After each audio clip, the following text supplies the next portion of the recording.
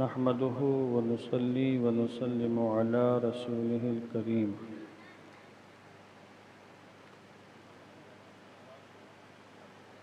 إن الله وملائكته يصلون على النبي يا أيها الذين آمنوا صلوا عليه وسلموا تسليما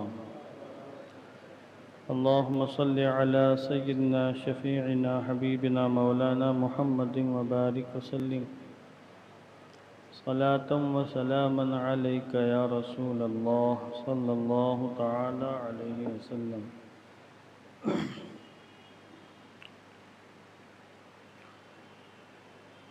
اللہ تبارک و تعالی نے سورہ بقرہ کی آیت نمبر 187 میں ارشاد فرمایا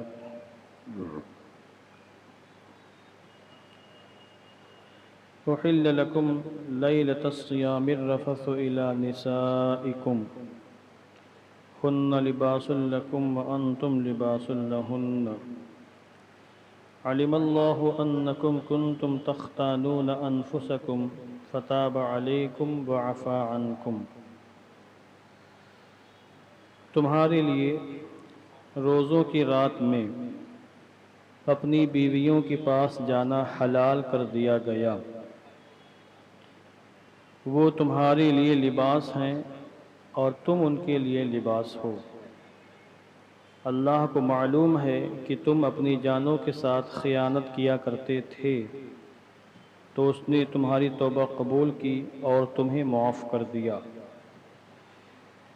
یہ آیت کریمہ بھی ان آیات کریمہ میں سے ہے جن میں اللہ تعالیٰ نے روزوں کے بعض احکام بیان فرمائے ہیں، اور میں نے عرض بھی کیا ہے کہ درس میں انشاءاللہ عز و جل ان آیات کریمہ کا انتخاب ہوگا جن میں اللہ نے روزوں کے اور زکوٰۃ کے احکام بیان کیے ہیں۔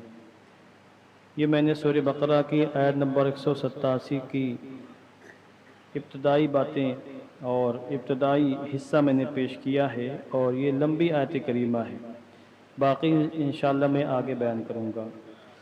یہ آیت کریمہ کب نازل ہوئی اس کو سماعت فرما لیں، پھر چند باتیں میں عرض کروں گا۔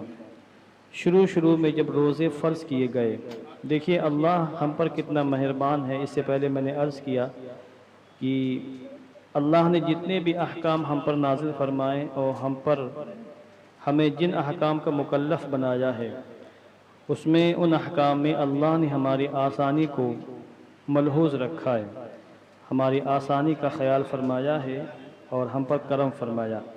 شروع میں جب رمضان کے روزے فرض کیے گئے تو بالکل ابتدا میں حکم یہ تھا کہ عشاء کے وقت کے بعد کھانے پینے کی اجازت نہیں ہے رات میں، اور نہ کوئی شوہر اپنی بیوی کے پاس جا سکتا تھا۔ ایک مسئلہ تو یہ تھا، یعنی حرام تھا، یعنی جو کھانا چاہتا افطاری سے لے کر عشاء کا وقت شروع ہونے سے پہلے کھا لیتا، جتنا پینا ہوتا پی لیتا، جو کچھ کھانا ہوتا کھا لیتا، اور جیسے ہی عشاء کا وقت شروع ہوا ساری چیزیں حرام ہو گئیں، حتیٰ کہ شوہر اپنی بیوی کے پاس بھی نہیں جا سکتا تھا۔ دن میں تو پابندی تھی ہی، اور رات میں عشاء کا وقت شروع ہو جانے کے بعد پھر پابندی شروع ہو جاتی تھی۔ اب ذرا سوچیں کتنی پریشانیاں اس زمانے میں ان لوگوں کو رہی ہوں گی۔ اور پھر دوسرا مسئلہ یہ تھا کہ اگر کوئی شخص افطاری کے بعد سو گیا اور پھر بیدار ہوا تو سونے کے بعد ساری چیزیں یعنی کھانا پینا بھی حرام ہو جاتا تھا اور بیوی کے پاس جانا بھی حرام ہو جاتا تھا، اگرچہ عشاء کا وقت شروع نہ ہوا ہو۔ تو یہ پابندی تھی شروع میں مسلمانوں کی آزمائش کے لیے۔ تو بعض صحابہ کرام نے عشاء کی نماز کے بعد بیوی کے پاس جا کر ہم بستری کر لی، اور اس وقت یہ چیز حرام و ناجائز تھی، چونکہ عشاء کی نماز کے بعد نہ بیوی کے پاس جا سکتے تھے نہ کھا پی سکتے تھے۔ وہ حضور کی بارگاہ میں آئے، شرمندہ ہوئے، توبہ وغیرہ کرنے لگے کہ حضور ہم سے یہ غلطی ہو گئی کہ رات میں ہمیں روکا گیا تھا مگر ہم نہیں رک پائے اور ہم اپنی بیویوں کے پاس چلے گئے۔ تو اس وقت یہ آیت کریمہ نازل ہوئی اور حکم کو اور آسان کر دیا گیا، اور افطاری کے وقت سے لے کر صبح تک کھانے پینے کی اجازت دے دی گئی، اور جو بیویوں والے شوہر ہوں ان کو اپنی بیویوں کے پاس جانے کی بھی ان کو مکمل رات میں اجازت دے دی گئی۔ اس سلسلے میں یہ آیت کریمہ ہے۔ اب آپ پھر سے ترجمہ دیکھیے، اللہ نے فرمایا احل لکم، تمہارے لیے حلال کر دیا گیا، کب؟ لیلۃ الصیام، روزے کی رات میں کیا حلال کیا گیا؟ الرفث الی نسائکم، اپنی بیویوں کے پاس جانا، یعنی ہم بستری کرنا، یہ حلال کر دیا گیا، پہلے حرام تھا، اب یہ قیامت تک حلال رہے گا۔ ہن لباس لکم وانتم لباس لہن، تمہاری بیویاں تمہارے لیے لباس ہیں، کپڑا تمہارا لباس ہے، تم اپنی بیویوں کا لباس ہو۔ یہ آج جو ازدواجی زندگی، شادی بیاہ کے معاملات ہوتے ہیں اور ناکام، شادی کی زندگی ناکام ہو جاتی ہے، ازدواجی زندگی، اس کی وجہ یہ ہوتی ہے کہ نہ شوہر کو بیوی کے بارے میں کچھ پتہ ہے کہ اس کی حیثیت کیا ہے، نہ بیوی کو شوہر کے بارے میں معلوم ہے کہ اس کی حیثیت کیا ہے۔ قرآن مقدس میں دیکھیے ازدواجی زندگی کا پورا راز بیان کیا ہے، کتنے نوجوان جو شادی شدہ ہیں اور کتنے نوجوان جو شادی کرنے والے ہیں، بچے ہیں، ان کی بھی شادیاں ہوں گی، سب کی شادی ہونی ہے، اس لیے سب لوگ غور سے سنیں۔ اللہ نے فرمایا بیویاں تمہارا لباس ہیں اور تم ان کا لباس ہو۔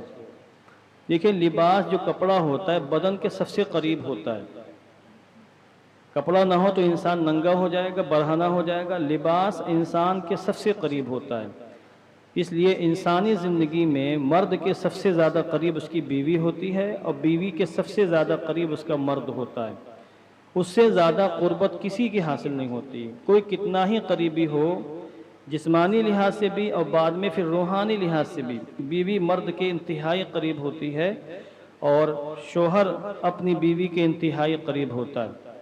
جو شوہر بیوی سے قریب نہ ہو، جو بیوی شوہر سے قریب نہ ہو، تو ایسی زندگی کبھی بھی اچھی زندگی نہیں ہو سکتی ہے۔ تو یہاں لطیف پیرائے میں اللہ نے فرمایا بیویاں تمہارا لباس ہیں، تم ان کے لیے لباس ہو۔ اچھا لباس کا کام کیا ہوتا ہے؟ جسم کا عیب چھپا لینا۔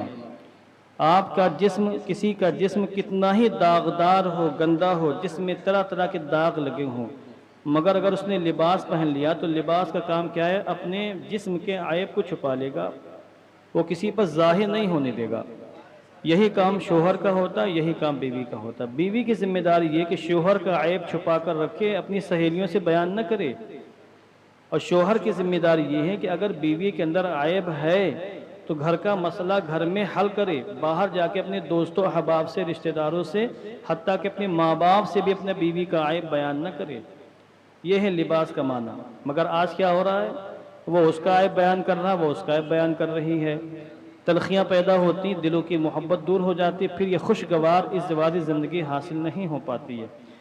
اچھا انسان لباس سے محبت کرتا ہے، کپڑے سے، کوئی بھی شخص ہو کپڑے سے محبت کرے گا، اچھا سا اچھا کپڑا پہننا چاہے گا۔ کوئی بھی انسان اپنی مرضی سے پھٹا پرانا پیول لگا لباس نہیں پہنے گا، اچھا سے اچھا، مہنگا سے مہنگا کپڑا پہننا چاہتا ہے۔ اس کا مطلب یہ ہے کہ انسان دنیا میں جن چیزوں سے محبت کرتا ہے کپڑا بھی ان چیزوں میں سے ہے، تو اس لیے کپڑے سے انسان خوب محبت کرتا ہے، ٹوٹ کر محبت ہے کہ ایسا مہنگا کپڑا خریدتا ہے۔ میں ایک بار مارکیٹ کپڑا لینے گیا تو لیلن دکھایا اس نے، میں نے کہا اس کی کیا کیا کوالٹیاں ہیں، تو اس نے کہا یہ سب سے سستا والا ہے اور اس سے مہنگے والے بھی ہیں۔ ہم نے کتنے مہنگے؟ بولے بہت مہنگے مہنگے آتے ہیں، 5-5 ہزار روپے میٹر کے بھی لیلن آتے ہیں۔ ہم نے کہا اچھا اتنے مہنگے کپڑے آتے ہیں، لوگ خریدتے بھی ہیں؟ کہا ہاں لوگ خریدتے ہیں، شوق سے خریدتے ہیں، پہنتے ہیں۔ تو اس کے اندازہ ہوا لوگ کپڑا مہنگا سے مہنگا، اچھا سے اچھا پہنتے ہیں۔ کیوں پہنتے ہیں؟ اس لیے کپڑے سے محبت کرتا ہے۔ تو اس لیے بیوی کو لباس قرار دیا گیا ہے۔ اس کا مطلب یہ ہوا کہ شرعی تعلیم یہ ہے کہ شوہر اپنی بیوی سے ٹوٹ کر محبت کرے اور بیوی اپنے شوہر سے ٹوٹ کر محبت کرے۔ اچھا کوئی بھی شخص اگر آپ اچھا لباس پہنے، کوئی آپ کے کپڑے پر سیاہی پھینک دے، گندا کر دے کپڑا آپ کا، برداشت کریں گے آپ؟ نہیں برداشت کریں گے۔ انسان اپنے کپڑے کی حفاظت کرتا ہے، کپڑے کو گندا کرنے سے، پھٹنے سے بچاتا ہے، اور یہ نہیں برداشت کرے گا کہ اس کے لباس پر کوئی گندگی، غلاظت پھینک دے۔ تو شریعت اسلامی یعنی قرآن مقدس نے بیوی کو لباس کہا شوہر کے لیے اور شوہر کو لباس کہا بیوی کے لیے۔ اس کا مطلب یہ ہے، اب یہاں چونکہ سب مرد حضرات ہیں، ممکن ہے گھروں میں خواتین سن رہی ہوں، تو میں مرد حضرات کے لحاظ سے بول رہا ہوں، تو جس طرح کوئی مرد یہ برداشت نہیں کر سکتا کہ اس کا لباس گندا ہو جائے، کوئی سیاہی پھینک دے، اسی طریقے سے کسی مرد کی غیرت یہ برداشت نہیں کر سکتی ہے کہ اس کی بیوی پر کوئی کیچڑ اچھالے، اس کی بیوی کی عزت و آبرو پر حملہ کرے۔ مگر آج کیا ہو رہا ہے، لوگ خود اپنی بیویوں کی عزت کو نیلام کر رہے ہیں۔ شادی بیاہ وغیرہ کے جو پروگرام ہوتے ہیں وہاں آپ جائیے تو آپ کو نظر آئے گا کس طرح بیویوں کی عزت کو، اور خود عورتیں اپنی عزت کو نیلام کر رہی ہیں۔ بہرحال لباس کی حقیقت کو اگر انسان سمجھ لے تو بیوی کی حقیقت سمجھ میں آ جائے گی۔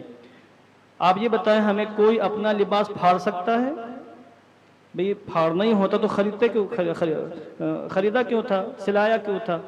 ہر انسان اپنے کپڑے کی حفاظت کرتا ہے، بچاتا ہے کپڑا ہمارا پھٹنے نہ پائے۔ اور اگر ہمارے یہاں کوئی بھی ہمیں کپڑا پھاڑتے ہوئے نظر آ جائے تو ہم کہیں گے پاگل ہے، مجنون ہے، جو اپنے ہی ہاتھوں سے اپنا کپڑا پھاڑ کر خود کو ننگا کر رہا ہے، برہنہ کر رہا ہے۔ تو جب بیویاں کپڑا ہیں، بیویاں لباس ہیں، تو جس طرح کوئی انسان یہ برداشت نہیں کر سکتا کہ اس کا لباس وہ خود پھاڑے یا کوئی اور پھاڑ دے، تو اسی طریقے سے کسی مرد کو اپنی بیوی کی عزت کو نیلام نہیں کرنا چاہیے، اس کی عزت کے لباس کو پھاڑ کر پھینکنا نہیں چاہیے، اس کی حفاظت کرنی چاہیے جس طرح اپنے کپڑے کی حفاظت کی جاتی ہے۔ تو جو شخص اپنا لباس پھاڑے وہ پاگل ہے، مجنون ہے، ہم سب کہتے ہیں۔ اور جو اپنی بیوی کو بے پردہ کر کے معاشرے میں گھمائے، گندے گندے لباس پہنوائے اور اس کی غیرت کا جنازہ نکل جائے، تو ایسا انسان بھی پاگل ہے، مجنون ہے، جو اپنی بیوی کی عزت کو نیلام کر رہا ہے۔ تو اس چھوٹے سے ٹکڑے میں دیکھیں، ہن لباس لکم وانتم لباس لہن، کہ بیویاں تمہارا لباس ہیں اور تم ان کا لباس ہو۔ اس زواجی زندگی کی پوری حقیقت کو بیان کر دیا گیا ہے، میاں بیوی کے سارے حقوق کو بیان کر دیے گئے ہیں۔ اگر کوئی شخص اپنی شادی شدہ زندگی کو خوشگوار بنانا چاہتا ہے تو اس آیت کریمہ میں غور کر لے، اس کو حقیقت سمجھ میں آ جائے گی۔ اللہم صلی علی سیدنا مولانا محمد وبارک وسلم صلاۃ و سلاما علیک یا رسول اللہ صلی اللہ علیہ